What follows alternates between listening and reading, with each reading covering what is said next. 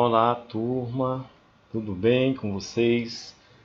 Aqui é o professor Giovanni, com a disciplina de português. O assunto de hoje a gente vai ver substantivo e um pouquinho de romantismo. Queria que vocês ficassem bem atentos para a gente poder entender. O substantivo, ele faz parte das classes gramaticais. Na verdade, são 10 classes gramaticais. Elas se dividem em as classes variáveis, 6 que variam e 4 que não variam. O que é isso? Por exemplo, substantivo, a palavra gato varia quando eu boto para o feminino, gata. Varia quando eu boto para o plural, gatos. E a invariável são outras 4, por exemplo, como o advérbio. O advérbio, a palavra aqui, eu não digo o feminino aquia, não existe. E nem o plural aquis.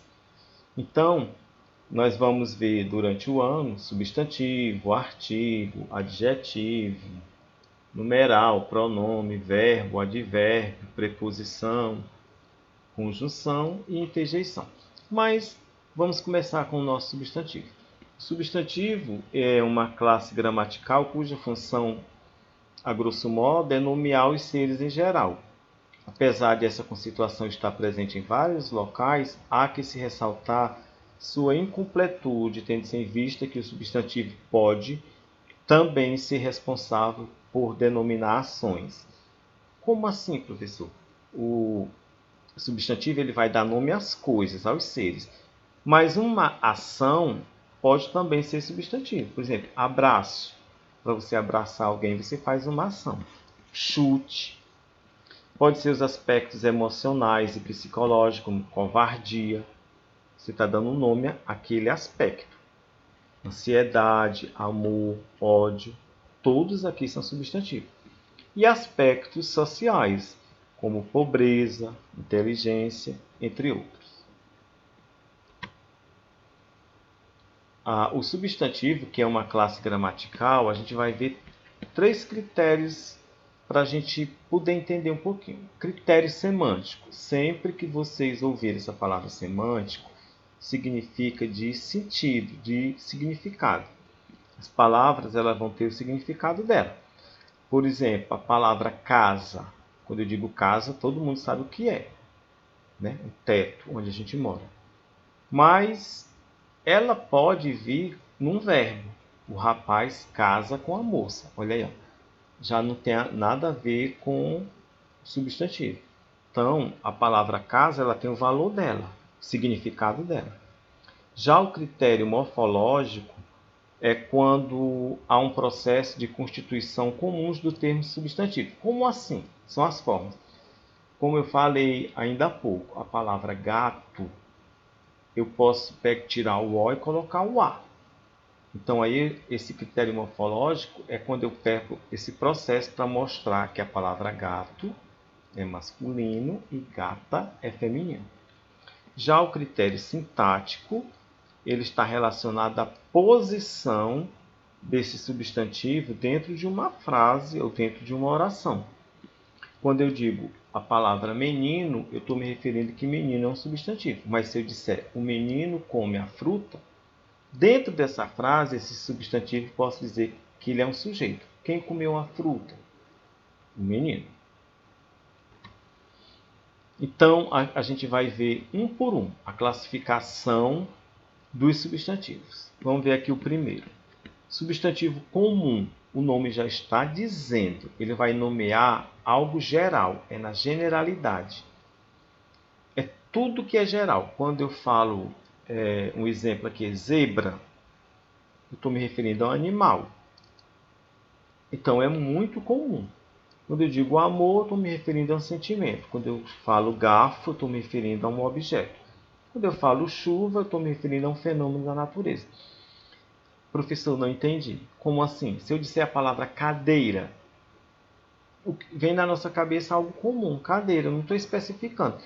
Mas aí só lembrando aqui, se eu pegar um animal, por exemplo, vaca, a palavra vaca é comum, mas se eu der um nome para essa vaca, aí esse nome que eu dei para ela já vai ter um sentido próprio. que a gente vai ver agora. O comum é geral. Lápis, borracha, vidro, etc. Olha o próprio. O substantivo próprio, ele aplica-se ao singular. Como assim? É individual, é uma coisa pessoal. Exemplo, Japão é um país específico, é o nome de um país. Então, não há outro, é só aquele Japão. Por isso que ele é escrito com a letra maiúscula, inicial. João, escrito com a inicial maiúscula. Aí alguém pode me perguntar, professor, mas existem várias pessoas com o nome João. Sim, mas quando eu digo João, vai internalizar na minha cabeça especificamente aquela pessoa. Pode ser o João, que é meu tio, estou me referindo a ele. Ah, pode ser o João, que é meu amigo. Você pode observar que quando eu digo Maria, vem na minha cabeça, né, na minha mente, aquela Maria que eu estou falando. Por mais que tenham mais outras pessoas. O substantivo coletivo, o próprio nome já está dizendo, é quando se refere a um agrupamento, é uma coleção. Arquipélago é um conjunto de ilhas. Cardume, agrupamento de peixes. Vocabulário, várias palavras. Enxame, abelhas. Existem várias. Constelação de estrelas, né? E assim por diante. Então, eu quero deixar aqui bem claro para vocês que quando eu falo uma palavra no singular, que ela dá essa ideia de junção, de reunião, de agrupamento, ela é chamada de substantivo coletivo. Por exemplo, a palavra resma. Quando eu falo resma, eu estou me referindo a 500 folhas de papel. Manada, um conjunto de animais que tem as mesmas características e assim por diante. Substantivo primitivo e substantivo derivado. Nós vamos ver a diferença. O primitivo, o nome já está dizendo, é o primeiro. São compostos por palavras que não se originaram de outras presentes na mesma língua. Exemplo, guerra. Não existe uma palavra da família de guerra antes de guerra. Guerreiro, guerrear, já vai nascer de guerra. Cidade, aí já vai nascer a palavra cidadezinha. Rua, ruazinha. Laranja, laranjeira, laranjal. Então eu dei exemplos aqui de palavras que são as primeiras daquela família. Por exemplo, a palavra flor, florido, florzinha, floral. Então, primitivo é a primeira palavra. Já os derivados são palavras que provêm de outras, elas nascem de outras. Por exemplo, a palavra bruxaria vai nascer da palavra bruxa. A palavra maremoto nasce da palavra mar. Maresia nasce da palavra mar. Então, primitivo é a primeira palavra da família e derivado são as palavras que vão nascer daquela família. Família de palavras que eu estou falando. Ainda mais classificação. Existem os substantivos concretos e os substantivos abstratos. Os concretos, muitos professores às vezes dizem que é tudo que a gente pode pegar. Nem sempre, gente. Os concretos é que eles têm uma existência própria, mas pode ser também, ele existe num universo real ou imaginário. Exemplo, lobisomem. Lobisomem, na verdade, ele não existe, mas na nossa ficção ele é uma entidade imaginária. Então eu posso criar o lobisomem, eu posso desenhar. É igual fada. Se eu falo fada, todo mundo entende o que é uma fada. Então ele é imaginário, mas ele se encaixa nos concretos. Lápis, que é um objeto. Andréia, que é o nome de pessoa. Goiânia, que é o nome de cidade. Aí alguém diz assim, professor, mas você não disse que pessoa era próprio? Ele, além de ser próprio, que é individual, mas ele não deixa de ser concreto, porque é algo que tem uma existência. E Goiânia também, né? Mesmo caso. Congresso Nacional é uma instituição. Já os substantivos abstratos, eles vão designar qualidades, beleza, qualidade de quem é belo. Ações, corrida, você tem que fazer uma ação para correr. Amor, é um sentimento. Tristeza é o estado que você se encontra. E a sensação, aquilo que você sente, que é uma sede. Então, para diferenciar, o concreto, ele tem uma existência própria, né? E pode ser imaginário. Já o abstrato, para ele existir, tem que ter o ser para que ele apareça. Por exemplo, a palavra amor, o ódio, só existe o ódio se existir o ser humano para ter ódio. Você não vê o ódio por aí. Justiça, ódio, velhice. Tem que ter a pessoa para envelhecer. Bem, gente, aí vamos falar um pouquinho aqui da literatura. A gente já viu na aula passada o romantismo. Aqui eu quero falar um pouquinho sobre Lord Byron.